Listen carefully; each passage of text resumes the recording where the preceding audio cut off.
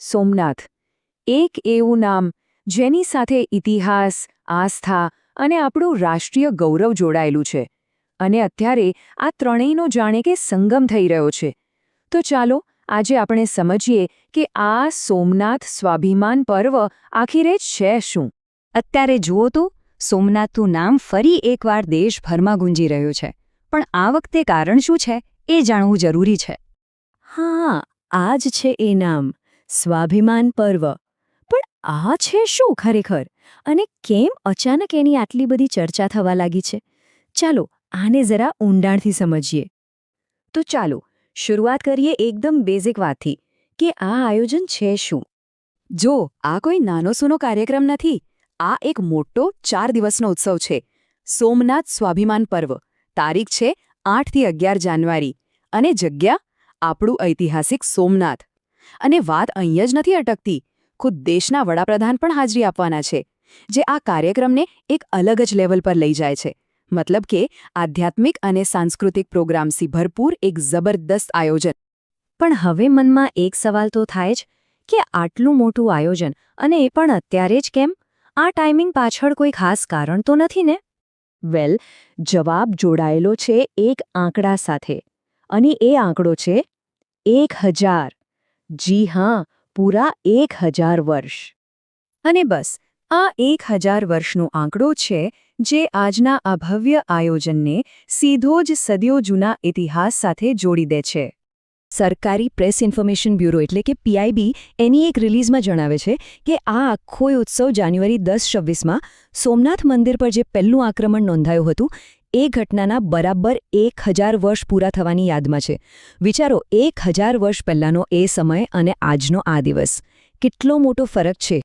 Okay, તો ઇતિહાસ તો સમજાયો, પણ મહત્વનું એ છે કે સરકાર આ આખી વાતને કઈ રીતે રજૂ કરી રહી છે. આ પર્વ પાછળનો ઓફિશિયલ મેસેજ શું છે? અને અહીં એક બહુ જ રસપ્રદ અને મહત્વની વાત સામે આવે છે. જે ઓફિશિયલ પ્રેસ રિલીઝ છે એ સ્પષ્ટપણે કહે છે કે આ ઉત્સવ કોઈ વિનાશની યાદગીરી માટે નથી. ના, એ તો શ્રદ્ધા, સાંસ્કૃતિક આત્મસન્માન અને પુનરુત્થાનની જે ભાવના છે એને એક અંજલિ છે.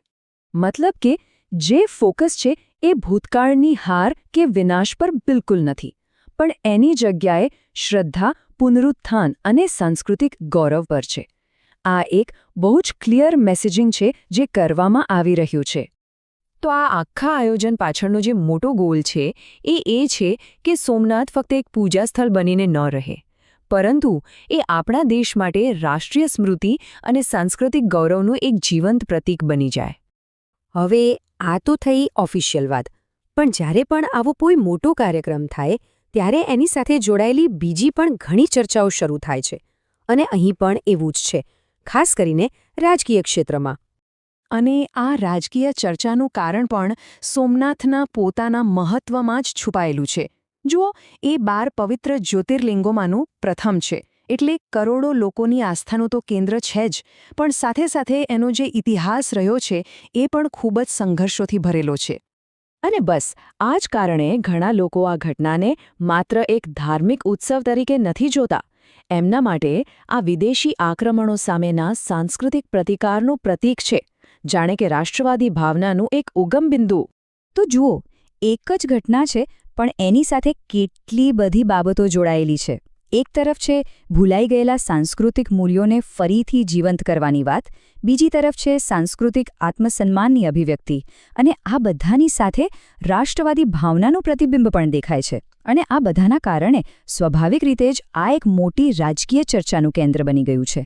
અને જુઓ, આ એક સીધી વાત છે.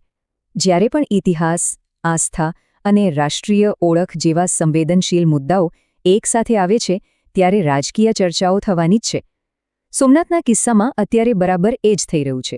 તો આ બધી ચર્ચા પછી અંતમાં એક સવાલ તો મનમાં રહી જાય છે કે આ સ્વાભિમાન પર્વ શું માત્ર ભૂતકાળને અપાયેલી એક અંજલિ છે, કે પછી આ આવનારા ભવિષ્ય માટે પણ કોઈ ઊંડો સંદેશ આપી રહ્યું છે?